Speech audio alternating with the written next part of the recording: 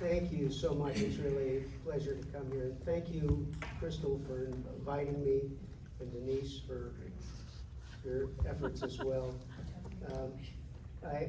How did I get here? It's not a great name, but I think that for every artist, there are events in his or her life that determine what kind of art they make, and that's certainly the case for me. So, I was raised in Waterloo, Iowa, and big John Deere factory, the land of corn, and here I am at my bar mitzvah. Now, they don't belong together, and I tried to smile, but I just couldn't do it. This is one of the things that shaped my life, is that growing up in this area is almost like a foreign country, and there was an element of isolation and disconnection that stayed with me. Our family was very close. My dad was an orthopedic surgeon, and let me photograph him, and I had a little dark room, fast forwarding, I became a physician myself, and then specialized in interventional radiology. Now, I'm pretty sure that most of you don't know what an interventional radiologist is. I've got a very short video from our society, and one of you or one of your friends or whatever may one day need an interventional radiologist, and sometimes, depending on the doctor you see, you may have to ask for it. So, let's.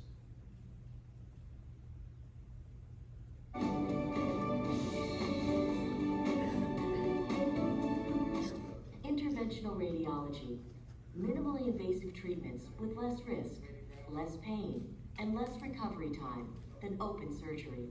The conditions that we treat in interventional radiology are very broad. We treat women with fibroids in their uterus. We treat patients that have cancer in their liver, kidney, people who have blockages in the arteries in their legs or elsewhere.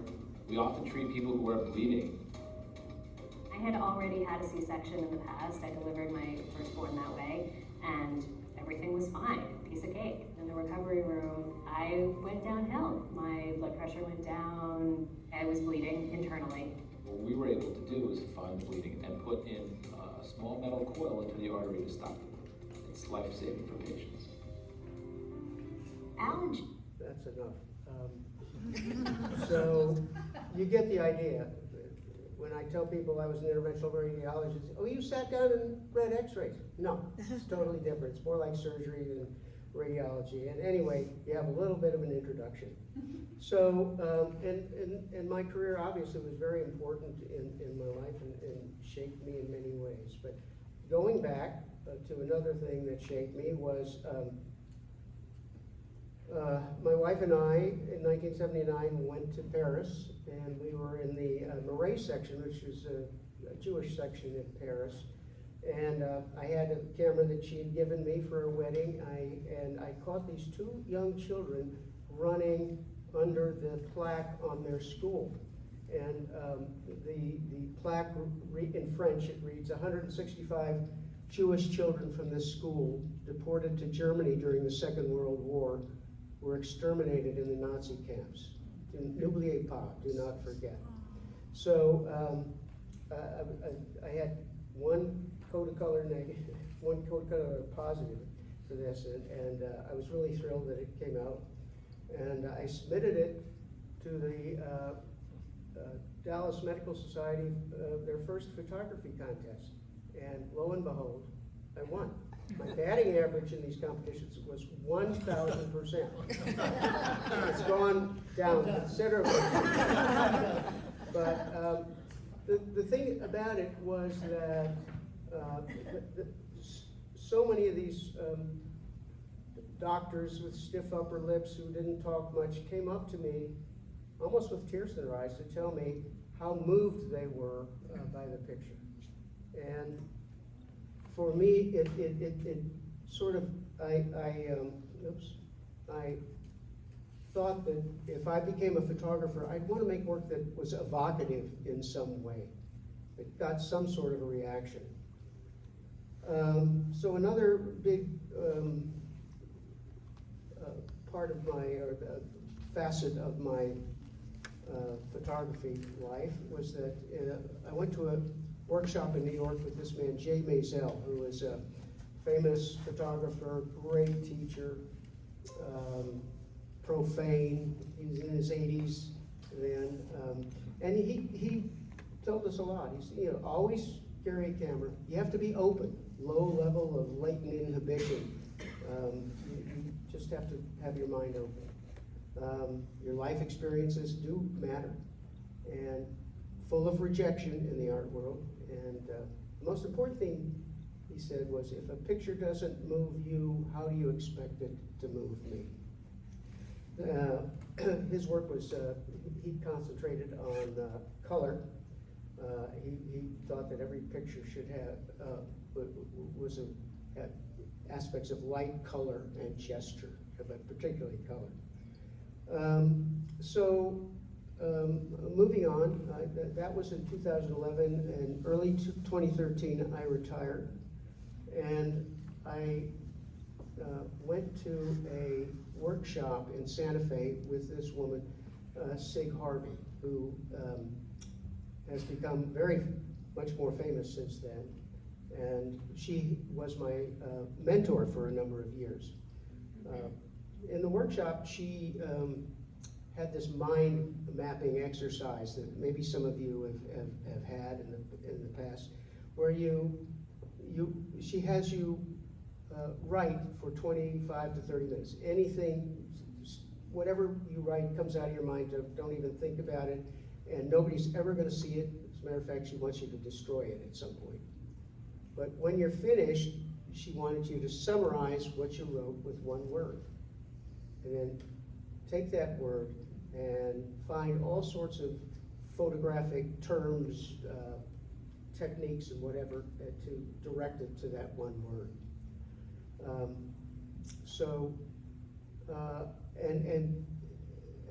As Crystal said, I did go to many workshops with great teachers. I took this seriously, and I went to a number of portfolio reviews, and that is a very intimidating experience, where you take the portfolio, 10 to 20 photographs. You get a series of 20-minute interviews with various people, gallery people, museum curators, what have you. It's very instructive, it helps. And I had some great influences. Mitch Epstein is a great photographer. He wrote a book called Family Business, where he went to Massachusetts and spent a year with his father, who was elderly and was going bankrupt. And this one picture, Flag 2000, is one of his most important pictures. The most important photography book of the 20th century was The Americans. Most people agree on that, by Robert Frank. He was a man from Switzerland, came to this country, went through America photographing, and he saw things that Americans did not see themselves at that time.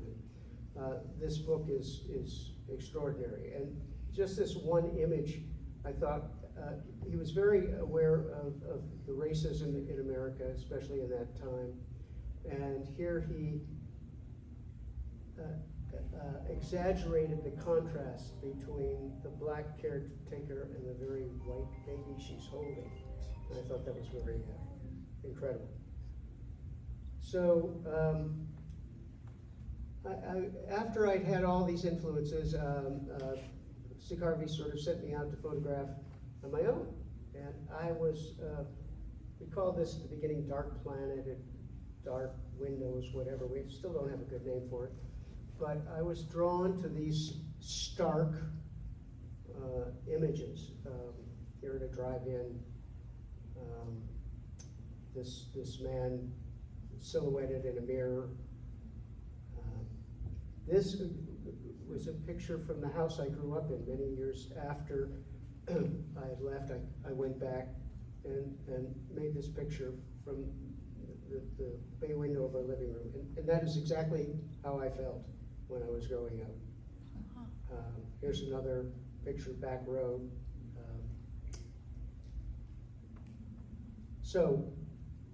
I was looking for a project, a long-term project. And just on a whim, I went into an estate sale. And I'm sure you know what estate sales are.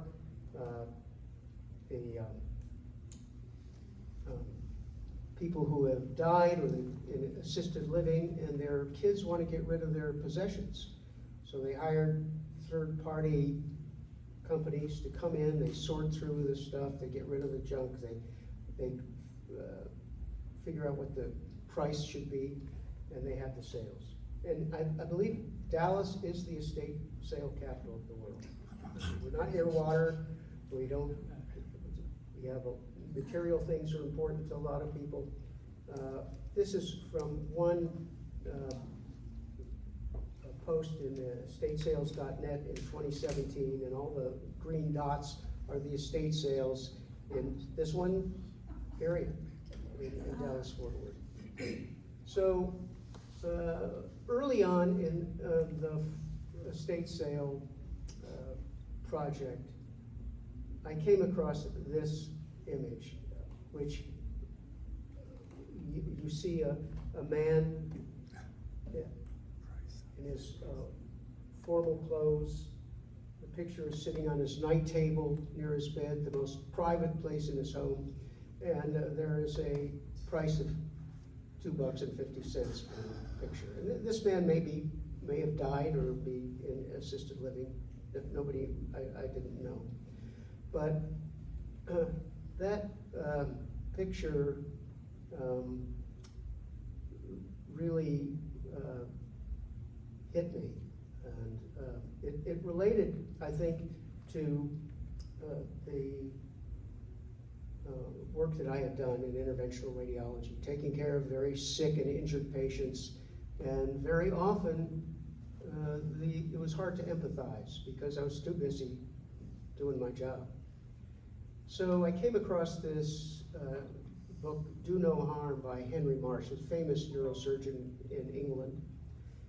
And he said this: for most of us, when we become doctors, we have to suppress our natural empathy if we are to function effectively. Empathy is not something we have to learn, it's something we have to unlearn. Patients become part of the outgroup, as anthropologists call it, people with whom we need no longer identify. So here I was, having retired some few years before, and processing what I had done. And this was the first picture in my book. And I thought that the themes of memory, loss, mortality were the themes that I would concentrate on in my photography. So in 2017, I gave a little talk in Johnson City. It's very short. You walk into a space of the mortality just hits you. You see wheelchairs next to kids' toys. And one of the things that goes through your mind is, gee, all these people are scurrying around looking for some item that's going to make them feel better for a day or two. The big picture is we're all going to save lives. Another facet is that these are, I felt, anonymous people, and not sort of being a voyeur into their lives. They make me sort of wonder what kind of person they were. I would wonder, why would anybody sell some items, something that was so personal, that was so poignant? And then there were some items I would say, why did anybody buy this?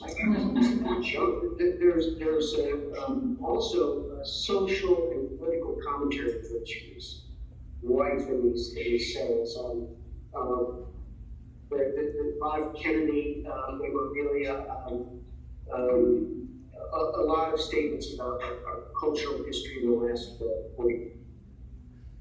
So, yeah, I think the thing that got me initially was the mortality, sense of mortality. When you walk into an estate sale and there are kids' toys next to walkers and crutches, it's really shocking. And the images that I saw were walk into a space sale. Sorry. So this is my favorite image from the project. It's a wedding night negligee, and I know it's her wedding night because in the same room was a picture of the woman in her wedding dress some 40 years ago, probably. I photographed at the sales themselves, such as this was photographed at a sale. It was a red record with cowboy songs on it. Reminded me of Red Candy Mountain by Roy Rogers when I was a kid. And others, like this one, I brought home and sort of pulled out the threads to make it a little more interesting. This is a Mother's Day gift from 1956. I don't think moms of today would particularly appreciate a sewing kit, but that was then. This was at an estate sale, Stetson's and Old Spice, just opened a closet and there it was. Talking about something like, why would anybody sell this? And why would only a fool like me buy it? Is that this is a model of an upper partial. And it was an outrageous price of $12, which I paid because I thought it would make a great picture. And here is something I bought for $1. It's a letter that was from Colorado Springs, Colorado, June 16th, 1917. Dear Frank, why don't you write to me as you promised? Don't you like me anymore? And are your intentions still good? Please write and let me know, dear. No doubt you disrespect me now after I went to that room with you, but I done it because I liked you. That isn't all you wanted, was it, Frank? Now please answer this letter. Also answer all my questions. Bye-bye with love. Wow. And it just so happens that I was invited to give a talk in Upper Michigan, and I showed this picture exactly 100 years to the day. It was June 16th, 2017 that I showed this. So there was some humor too. These are homes that they're going to tear apart, and they want to get rid of the fixtures.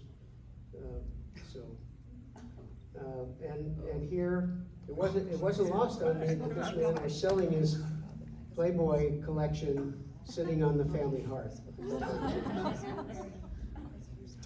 So what is left behind became a book, which I have right here, and you can buy it for a very low price later if you wish. It was, I had my first solo show at the After Image Gallery in Dallas. And it was a huge thrill for me. We had about 16 or 18 pictures, and friends came. This is Ben and Janice Briard, who own the gallery.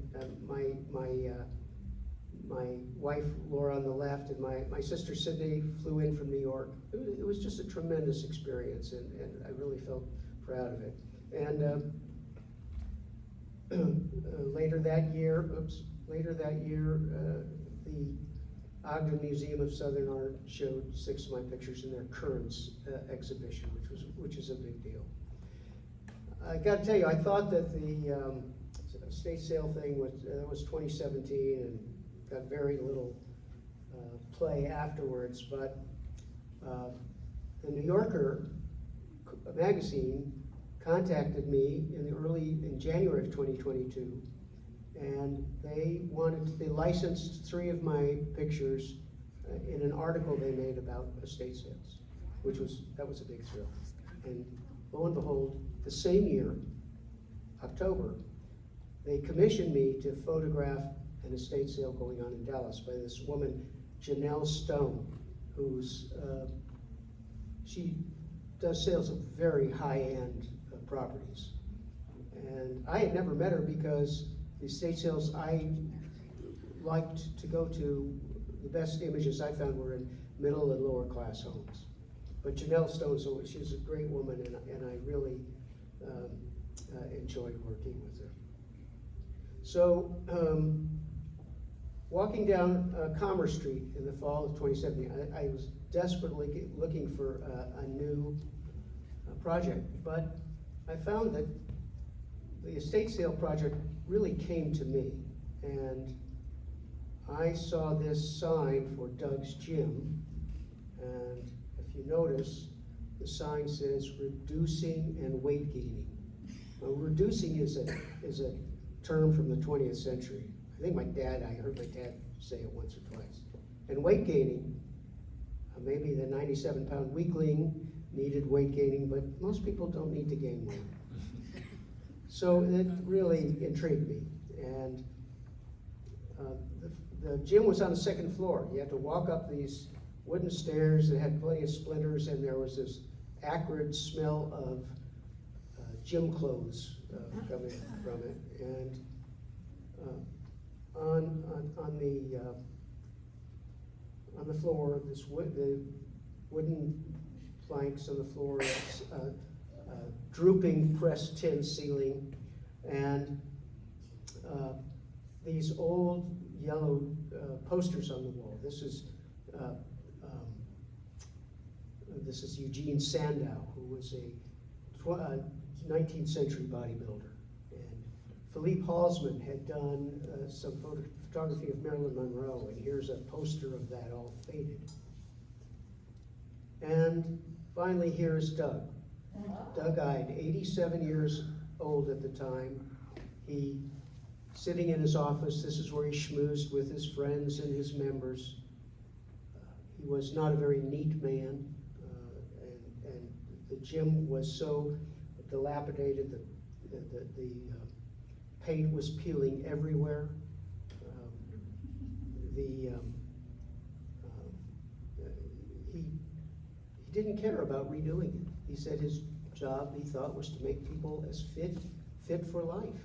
And he really didn't care about what it looked like. And so the people who came to the gym were varied. They're all kinds of folks. There was a multi-millionaire real estate guy who told me he belonged to all kinds of gyms in Dallas, but Doug's gym was the best.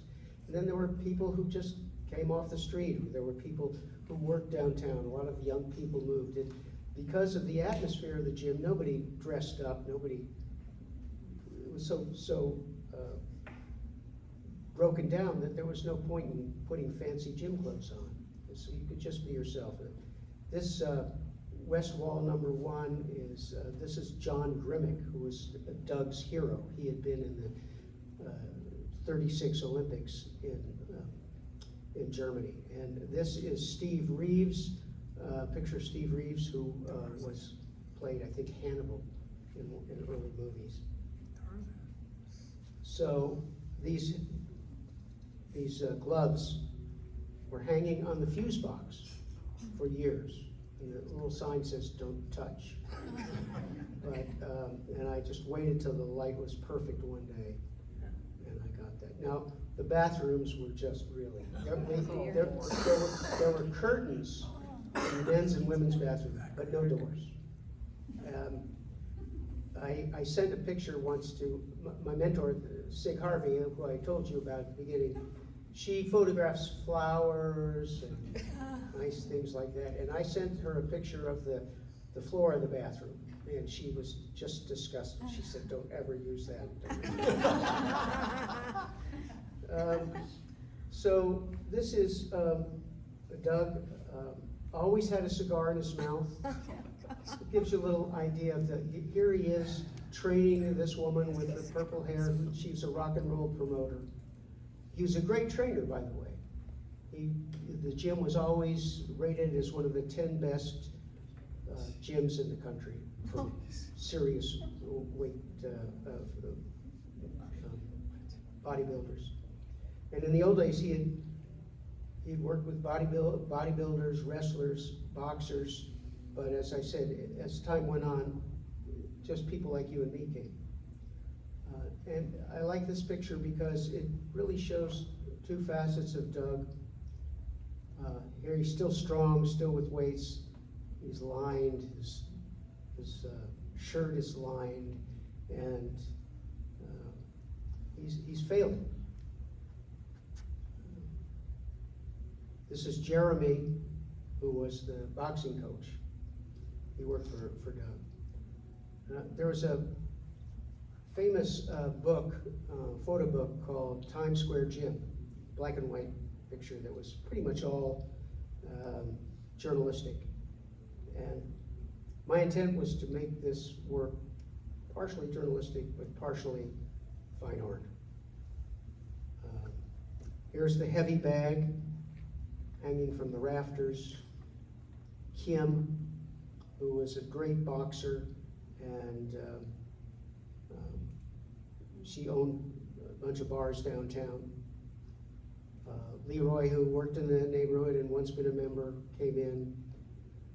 And I'm going to just show you this. This is from a Instagram post that I made a couple of years ago. And there's a little introduction, but it's about Doug said there were 3 exercises that you needed, all you needed to be strong.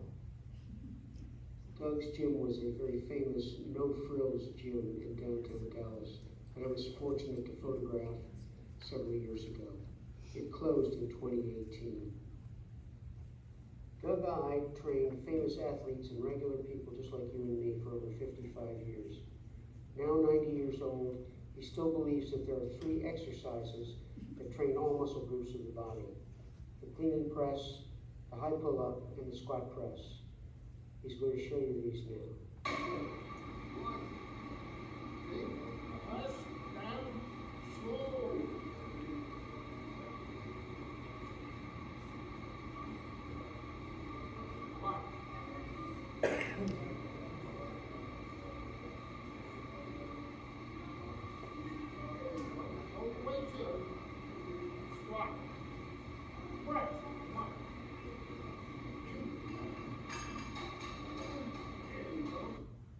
You can tell he's still strong, but he's struggling. Doug's gym was a And this is Maureen. She was the first woman to join the gym. Now, Doug was a little behind the time with women's rights. He didn't allow women to be members until this woman came in the mid-'80s. But she went to the gym every day until the gym closed. Doug smoked cigars all the time. There was always a smell of cloud of smoke hanging over the gym. When the nub of the cigar got too hot, he would put, this is a little screwdriver he would put into the nub so his hands wouldn't get burned. And I caught him at home. He didn't have that. He had a scissors that he used. He was a character. He ate sardines out of the tin in here using a jackknife to do it. And he would say, 100 calories, all protein. But unbeknownst to me, the landlord wanted to sell the building and was going to raise his rent, and he was considering closing down the gym. And he gave us 2 weeks' notice, and it was done. We had a party, little cake. Doug gave a short speech. A lot of the members came and friends, and that was it. Closed. I hung around for as the equipment was moved out, and 2 weeks later, I got this image of the gym empty for the first time since the early '60s. Doug took all his equipment and put it in the backyard of his house in Hearst. And he invited all his member friends to come, and they did, and they still do. So the project had ended because the gym was closed, and I heard of this great publisher of photo books in Germany, Kara Verlag, and I submitted some work, and they liked it. And I worked with them and their designer, and they said, it's best if you can come to Germany to see the book come off the press, which I did in Heidelberg, and that was a real thrill to see it. And Doug's Gym came out in February 2020, and I took the first copies I took to Doug, and he was thrilled because he had something to commemorate what he did for his entire life. And his teeth were mostly gone, and he didn't know about art very much, but he looked through the book and he said to me, "This is art, this is art." And just sort of shocked me in a good way. And the After Image Gallery gave me another solo show, February 28th, 2020. And this was fabulous. And we had an opening reception on February 28th that year. And Ben Briard said it was the best opening he'd had in 45 years. We sold some prints, gallery was packed. And I'm going to just show you this very short video. I started to read a passage from the book. And Doug had a chronic cough from all his cigars. It was just awful. And one time he got a fever, and I was concerned about it. And I'll tell you one thing, it's very hard to find a thermometer in downtown Dallas. I had to go all over. But I took him to a Doc in the Box to have him checked out. Anyway, this is from that time. Let's see. True to form, Doug once told me he was prepared for and accepted death as long as he was solvent at the time. At age 87, he worked until his last day at the gym. Never had no antibiotics in my life. That's right. I've never had a prescription filled. My grandmother, she went down, forced me to a doctor one day. I was talking to Norm. Hey, this story, come here, Norm. He said, "You got pneumonia." I said, "I swear I don't have no pneumonia." He hounded me all day long, so I got in the car with him and went to the doctor. He took my chest x-ray. And I was sitting out there, and here comes Norm running out of that x-ray room. God damn it, I thought I had cancer. He said, "There ain't a spot on your lung." That's right. It was a big surprise, I must say. There's no point in my reading the rest of this. True to So, and there I am with Doug and Ban, and several of my photography friends from Dallas came. It was a great night. But I have to say, it was the high water mark for me, because this was February 28th, 2020. Less than 2 weeks later, the pandemic struck. Ben said, "Look, we got to shut it down for a while." And a couple months later, his kids told him he had to close it for good, which he did. So that was a big shock.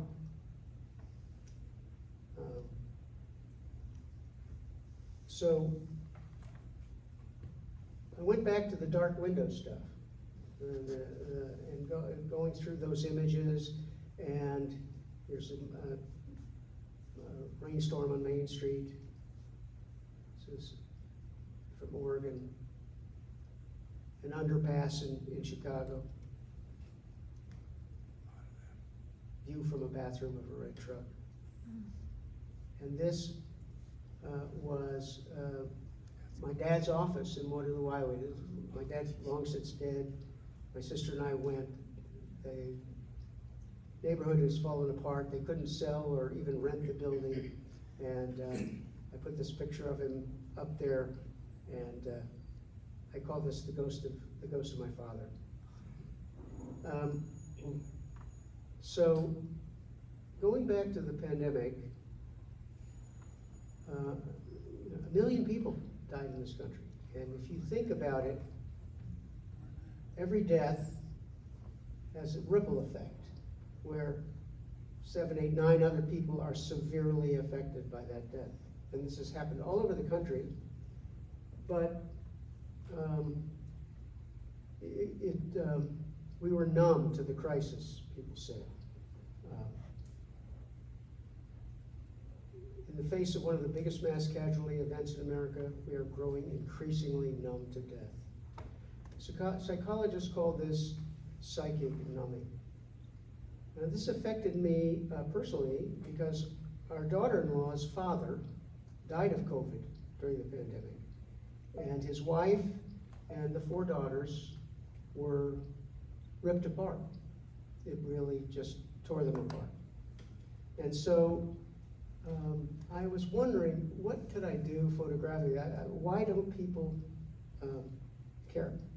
So I decided to do a project where I found an article about all the uses that you could use for old newspapers. You can use newspapers, you can make presents, flowers, whatever.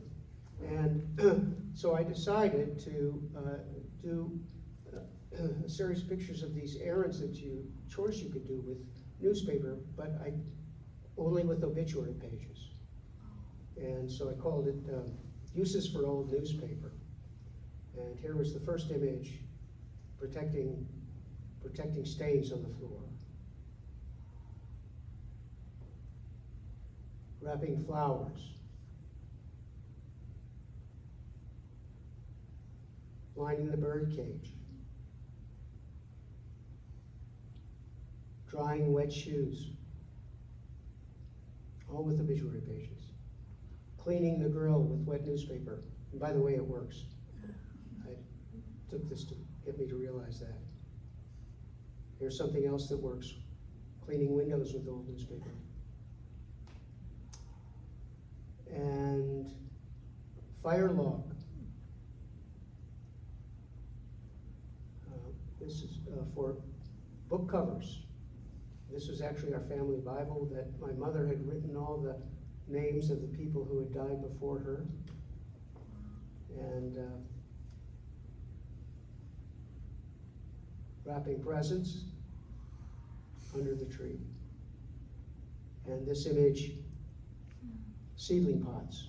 I bought a little device to make seedling pots. I'd never heard of seedling pots, to tell you the truth, but I got some dirt, put some peas in there, and watered them every day, and got this image. So these are dark images. My son calls me Norm Noir.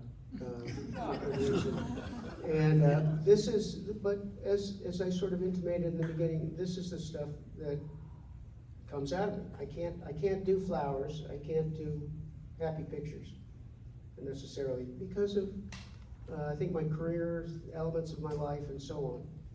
So anyway, I don't want to leave you on that note, and I want to show you this one picture that is going to be in a gallery in Halifax, Nova Scotia for the month of June. Great grandma on the tie-dye rack found this up in Maine, and it was just like this. And this guy's great grandmother was there amidst all the splattered paint. Anyway, thank you very much. I'd be glad to take any questions that you have.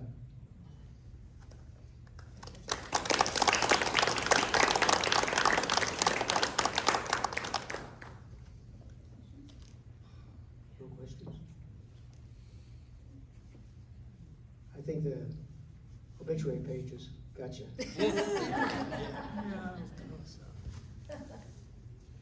Norm, so you mentioned earlier that you'd been shooting Kodachrome, is that right? No, that was a Kodacolor positive. Oh, okay. What do you shoot now? Do you shoot digital? Digital. I mean, I have a film camera and I've taken a little bit with it, but it's too much. You know, to me, the image is everything, and it's really not how you get it so much, but what it is, what it evokes out of people. And I'm not enamored of people who they use alternate processes, and they take this picture of a fence, but it's still a fence, you know, so, it's digital for me. Anybody else? Anyway, it's a great thrill to be here. I have some books, $30 each. They usually go for more, and you don't have to send away to Amazon to get them, and you don't have to pay tax on them. So, if you want them, come take a look. And I got a few pictures here too. I have a question. Yeah. Will there be another book? Well, it's gonna be a while. Okay. It's gonna be a while. But the Dark Windows thing was something I had shown, and one of my new mentor wants to have it in a book, but I'm not ready for it. So how is it the last photograph ended up in Nova Scotia? How did all of that happen? There are calls for entry in the photography world and in the art world in general, where, So it was a call for art that you entered? yeah, so, they said they pick one picture, they'll take one picture, per month, they'll show it for a month. So, and by the way, this was the diamond ring effect from the eclipse, just a millisecond before totality, and this is where the sun rays goes around the canyons and valleys of the moon, and that's why it gets that effect. I have trouble hearing sometime. Is Doug still alive or Oh yes, he's 93. 93? And I talked to him recently, yeah. Still still go, smoke? and he stopped smoking cigars. And he said, you know, my cough is gone. How about that? Yeah. Real character. Well, his body's probably in pretty good shape. Yeah. Maybe not his lungs. Yeah. As I said, he was a famous trainer, really very famous. I actually joined the gym. I wasn't really interested in bodybuilding at all, and I joined it just to get closer to him and to get closer to the members. But I did get stronger, so I lost it all afterwards. It works. What became of the building? Hmm? What became of the Well, building? the building is still empty. They can't really do anything with it because it's so dilapidated up there. It doesn't code. They'd have to redo everything to meet code. And they haven't been able to sell the building. That sign is still there, Oh, but it's not lit. Yes? Do you have an idea what your next project's going to be? Not really. I gotta tell you, I like the obituary page project. I really do. It had some personal thing for me with my daughter-in-law, and it probably is gonna go nowhere, but what, you know, you can only do what you do. I think it's a movie project, so I think it should be a movie. Doug's Jim? No, the obituary project, yeah. Yeah, A movie? Yeah, a movie. well, it's fun. It's great, all the ideas that you have really. Yeah. Yeah, I'm Like still the making popcorn. them. I'm still making them. I made a paper mache mask with them, and hung it next to That'd be good, some yeah. Oh. party masks. Obituary car, you could do all kinds of stuff. Yeah, yeah, it's there should be a workshop. No kidding.